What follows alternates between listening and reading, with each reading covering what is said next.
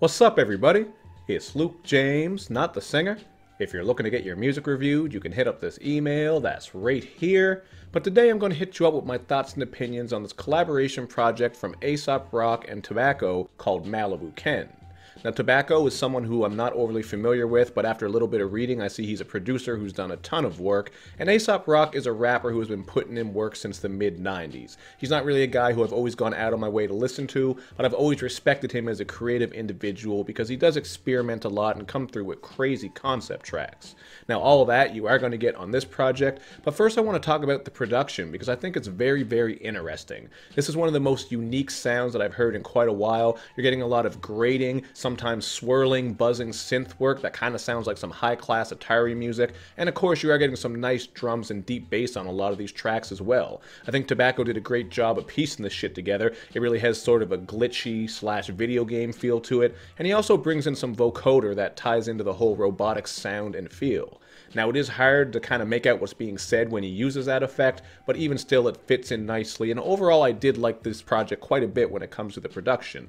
I would say the production does get a little bit samey at times, nothing too glaring and not enough to ruin the project, but even still, things just sound really good here, and it's so unique and creative that I do appreciate it for that. So if you like something that's a little bit different, not going to be the typical trappy 808 stuff, or even some more generic sampling, if you want something different, you're going to like this project, so make sure you check it out.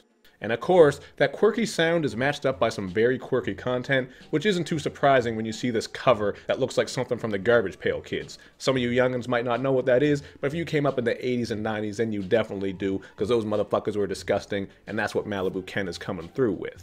But two of my favorite concept tracks on here have got to be Acid King as well as Churro. So what we're getting with Acid King is the tale of Ricky Casso. He's a guy who murdered somebody. It's just a really crazy true crime story, so you can look it up on Wikipedia if you want to know more. And what Aesop Rock does is take that story and tell it perfectly, man. I actually wasn't too familiar with this story until after I listened through this song and then did a bit of research for myself. But after reading through everything, it really made me appreciate this track because Aesop Rock did some great storytelling. So this idea was very fascinating. Just the whole story of how they were on LSD, they went back in the woods, all kinds of crazy shit is going on. Just a very clever and unique concept. And then with Churro, we're getting one of the most clever concepts or interesting topics that I think I've ever heard in rap. Like, this is just so far out there.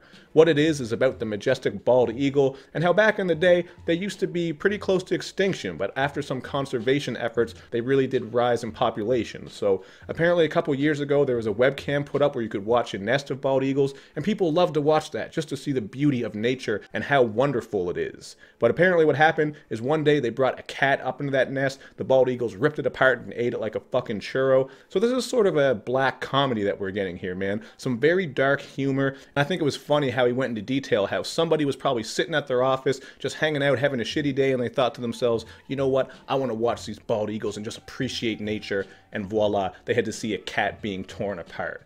Really just a cool idea, and I like this bar right here where he says, people think nature is a rainbow or a newborn or an ocean or a puppy, which denies the gory steak and mashers. So he's just looking at the dualistic nature of nature, you know what I mean? There's a lot of beauty in it, but shit can get really foul quick, like eagles ripping apart a cat like a goddamn churro. Very funny idea, very cool song. Sonically, I like it as well. Even the hook made me laugh when he's like a bald fucking eagle. The way he said it was funny. So these are some of the tracks I really appreciated. And even with Save Our Ship, we're getting a very honest take on the world today. I took this song as kind of like a Mayday, you know what I'm saying? He's talking about save our ship, but really it's about save our world, because as the chorus says, this news, clips of the shifty, crippled, and misused, pigs in the pews, stick move, face down folk, recycled as fish food, all this news. Really, I just took that as a very concise way to speak on how fucked up the world is, man. The media is always hitting us with negative shit just nonstop over and over. So there really is some social commentary on here as well, man. I love deciphering some of these lyrics and the things that he's saying. And that's why it did take a little while for this project to grow on me. At first, it was just so different. The lyrics were pretty heavy, so I was like not really feeling it too much. But after I sat with it, the production really did work with me better. And I started to pick apart these ideas and concepts he had, which are just fantastic. So You're also getting this underlying feeling of depression and isolation, as well as the idea of how fucked up the world is, as I just mentioned on that last track. And yet this album is kind of fun and silly and goofy at the same time. It really is a unique blend here, because at times it can be dark. You're getting that dark comedy I mentioned on Churro, as well as these depression ideas. So I think it was really cool just how he put this all together. And on Tuesday, we're actually getting one of the goofier cuts on the album. This one, he seems to be describing Malibu Ken, the guy on the cover. He's got lice, he's got bunions, he's got a fridge full of mayo. He's just a dirty-ass motherfucker. I think at one point he even said something about mushrooms growing in his car. And I like this line where he says, "A little light cleaning, keep the spiders off his eating. Maybe one day he'll go deeper, really exorcise the demon at the root." This very clearly, it sounds like he's talking about just cleaning up literally around the house and all the dirty shit that he was rapping about. And yet it also seems to be speaking on some inner issues, because he's saying eventually he's going to have to exorcise the demon at the root. So maybe that's something inside him working on some stuff that's going on that might be kind of negative, which I think is a pretty cool idea, because when you look at the title of this project, Malibu Ken, and then you see the cover where it's Malibu Ken, this guy who's supposed to be rich and beautiful and powerful, at least based off what I know from Ken and Barbie, you know what I mean? He's kind of the American dream type of guy, and yet his face is all fucked up. So I haven't really thought that all the way through. I'm still kind of picking at it, but it seems like there's this idea of how the ugliness can be very apparent even within the beauty. This ties into Churro when he's talking about nature, but even with this Malibu Ken motherfucker who's really scuzzy and all this shit, but when he goes out about his day, you know what, he makes himself look wonderful and like everything's perfect. So I mean, this is just what I'm coming up with, man. This is some shit that I'm kind of picking at and digging at, which is why I like this project. I think there's a lot of different things you can take from it and ways to look at it. Now, there's also another good line on here where he says, "Looking for any semblance of Yule log, let alone good jobs. Good folks settle for the pits, rent like a levitating witch."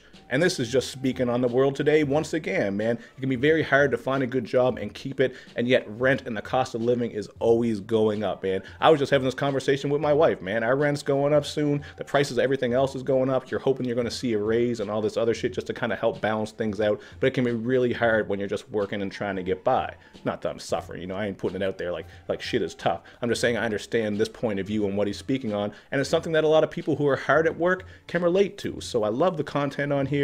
Even on Swordbox, we're getting this cool idea where he's comparing the art of rap to the art of a magician who's pulling tricks, sleight of hand, doing what he has to do to make that money and get people amazed.